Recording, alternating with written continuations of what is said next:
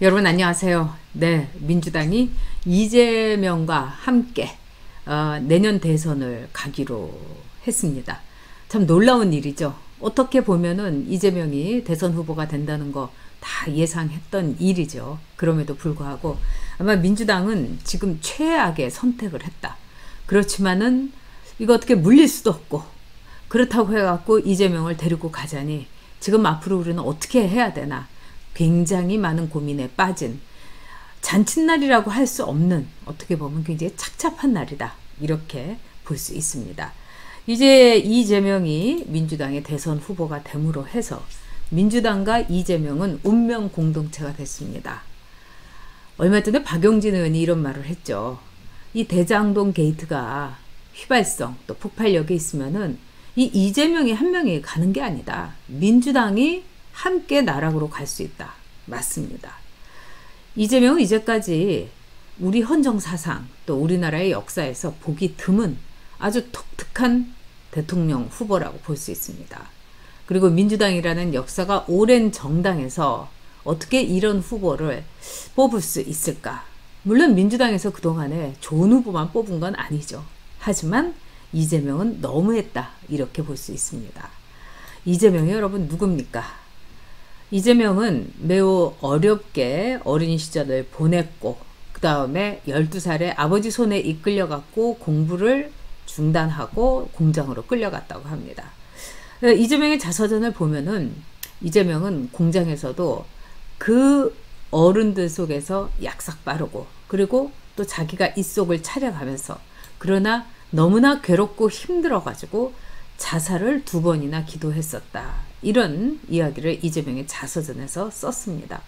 사실 저도 이재명의 자서전을 읽어보고 나서 야, 어떻게 이렇게 험하게, 그러면서도 한편으로는 우리 사회에서 이렇게 그늘에서 일종의 블라인드 사이드, 즉 사각지대에서 살아온 사람에 대해서 저 같은 사람이 뭐라고 할 수 있는 자격이 있나, 이런 생각까지도 했습니다. 왜?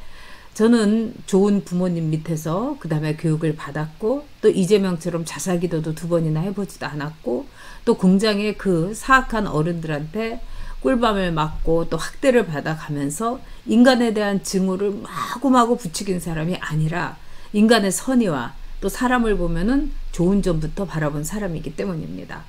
나는 운이 좋았던 것이 아닐까, 이런 생각을 제가 했었습니다.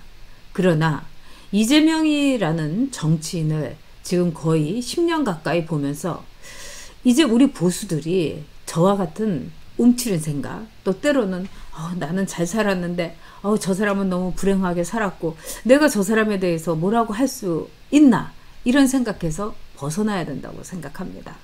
그런데 민주당이 이재명을 왜 골랐을까요? 저는 민주당 역시 정당으로서의 이 생명이 닿았기 때문에 이재명을 선택했다고 생각합니다. 지금 민주당은요, 정권을 잡아서 노무현, 문재인 최악의 정권을 만든 겁니다. 노무현 시대 집값 때문에 아우성이었죠. 그러나 문재인의 시대를 우리가 겪고 나면서 와, 노무현 때 집값 이거는 껌값이었네, 이런 생각을 여러분이 하실 겁니다. 서울의 아파트가 평당 1,000만 원이 된다고 했을 때 제가 경악했던 기억이 있습니다. 근데 서울의 아파트, 강남의 경우 1억을 향해 가고 있습니다. 이게 다 이문덕, 문재인 덕분입니다.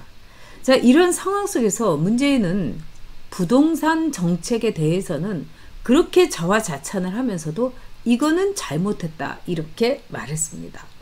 그런데 이재명의 최대의 폭탄, 최대의 정말 악정, 실정, 그 다음에 거기에 설계자 이재명으로서 자백하고 실토하기까지 대장동 게이트가 터진 겁니다. 그런데 어떻게 대장동 게이트가 터진 이재명을 부동산 최대 실정자인 문재인이 보고만 있었을까? 왜 보고만 있었을까요, 여러분? 저들은 이미 범죄 공동체가 됐기 때문입니다. 문재인 정권 아래서 굶주렸던, 그리고 이미 노무현 정권 때 탐욕의 그 맛을 봤던, 돈과 권력의 맛을 봤던 이들이 결국은 이재명이라도 눈 감고 가자, 이렇게 이야기가 된 겁니다. 그래서 왜 문재인이 그 불편한 신기에도 불구하고 이재명에 대해서 입을 꼭 다물고 있을까? 여러분, 기껏 한다는 말이 뭡니까? 엄중하게 보고 있다, 이런 말이었습니다. 엄중하게 보고 있다. 어디서 많이 들은 말 아닙니까? 이게 이번 경선에서 자신의 어떤 존재감이라든가 또는 찌질함, 그 다음에 맨날 눈치만 보다가 엄중하게 눈치만 보다가 결국 이재명에게 2위 자리로 나락에 떨어진 이 이낙연의 몰골과 어떻게 보면은요, 문재인하고 똑같다는 겁니다. 이낙연도 엄중하게 보고 있다가 이재명이란 사람을 대통령 후보로 만들었고요. 문재인도 엄중하게 대장동 게이트를 본다고 하다가 결국은 이재명을 이제 받아들이고 이재명의 눈치를 볼 수밖에 없는 상황이 된 겁니다. 자, 문재인이 정말 이 BTS를 데리고 오지도 말라는 유엔에 가갖고 또 이렇게 BTS 춤을 흉내내면서 이렇게 좋아했습니다.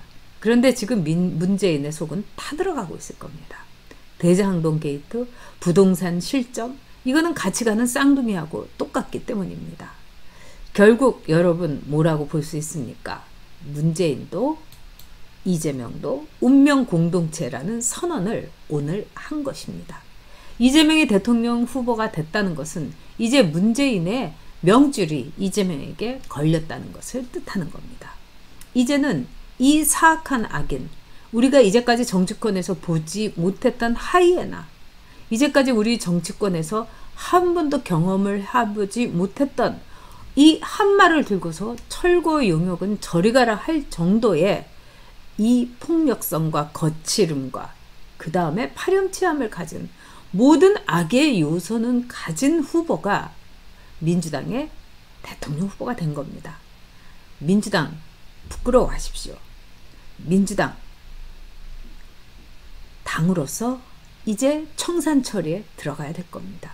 아니, 굳이 청산할 것도 없이 아마 이재명이가 자신의 오 한마로 이 민주당을 철거할 겁니다. 민주당이 이재명을 대선 후보로 만든 것은 자진 철거 명령을 내린 거나 마찬가지입니다. 즉 스스로의 극단적인 선택을 한 거다. 저는 이렇게 생각을 합니다. 우리가 아수라라는 영화 여러분들이 많이 보셨을 겁니다. 자, 이 황정민이라는 배우가 박성배 시장 역을 했습니다. 아수라, 안동과 성남을 줄임말 안남시의 박성배 시장입니다. 자, 나는 악인이다, 이렇게 이 띠를 두르고 나서 아수라를 선전을 했습니다. 저는 이게 바로 이 박성배, 즉 이재명, 나는 악인이다, 이렇게 띠를 두르고 나온 거라고 저는 생각을 합니다. 소름 끼치고 정말이지 무서운 일입니다. 여러분, 이제 민주당은 후보를 중간에 바꿔야 될 수도 있습니다. 화천대유, 천화동인, 그리고 수많은 증인들, 아무리 김만배가 이 구속을 각오하고 뒷정리를 한다 하더라도 이 돈이라는 건요, 꼬리가 있는 겁니다. 자, 여러분, 1억 원이 있으면 1억 원을 어디다 숨기시겠습니까? 숨길 거 뻔하지 않습니까? 친척집, 동생집, 뭐 다 이런 겁니다. 그렇기 때문에 돈은요, 세상에서 가장 찾아내기 쉬운 게 돈이기도 합니다. 또 뿐만 아니라 사람들의 이 아수라의 이 싸움 속에서 이권과 분노와 질투와 욕망과 이게 막 불타오르기 때문에, 즉 민주당의 앞으로의 대선은 아수라장이 될 것입니다. 아수라판이 될 것입니다. 자, 우리나라 헌법에서요, 일단 대선 후보는 보호하도록 되어 있습니다. 그래서요, 대선 후보로 등록이 되면은 그게 2021년 2월입니다. 대선 후보로 등록이 되면은요, 구속이라든가 이런 거 못하게 됐어요. 뭐 살인을 해갖고 현행범으로 잡혔거나 아니면 금고 7년 이상의 뇌물을 받았거나 뭐 이렇지 않으면은 이 대선 후보는 구속될 리가 없습니다. 그러나 만에 하나 이런 경우는 있겠죠. 내년 2월 1일까지는요, 얼마나 많은 시간이 남아 있습니까, 여러분? 넉 달, 석 달 반, 100일이라는 시간이 남아 있는 겁니다. 100일 동안에 아무리 특검을 안 한다 하더라도 검찰에서 경찰은 하루 만에 찾아낸 휴대폰을 우리는 못 찾았다고 숨긴다 하더라도 돈과 욕망은 이 터지는 폭탄은 숨길 수가 없는 겁니다. 그렇다면은 이재명을 계속 후보로 데리고 갈 것인가? 아마도 민주당은 민주당의 역사상 최악의 사태를 맞을 것입니다. 결혼식 손님들 다 초청했어요. 자, 코로나도 다 물러갔어요. 그런데 신랑이 될 사람을 알아봤더니 결혼, 이혼, 결혼, 이혼 6번쯤, 7번쯤 결혼을 했다 이혼을 했고요. 거기서 자식들이 그것도 비행 청소년 자식까지 해가지고 또 친척들 중에 살인범도 있고 또 20년 징역형을 받은 무기징역수도 있고 엉망입니다. 그뿐만 아니에요. 어느 동네에서 부동산 투기를 불법으로 해가지고 완전히 돈벼락을 맞았는데 그 안에서 아비규환이 일어나고 있는 겁니다.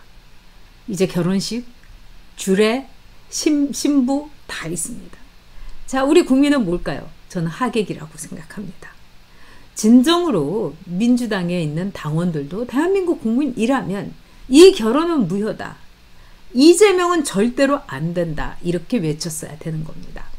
그럼에도 불구하고 참여연대가 민변이 화천 동인에서 민간에게 갈 이익을 약 2,700억 원을 말하자면은 성남시에서 이거 화천 동인에게 준 거다. 이렇게 말하는 건 뭘까요?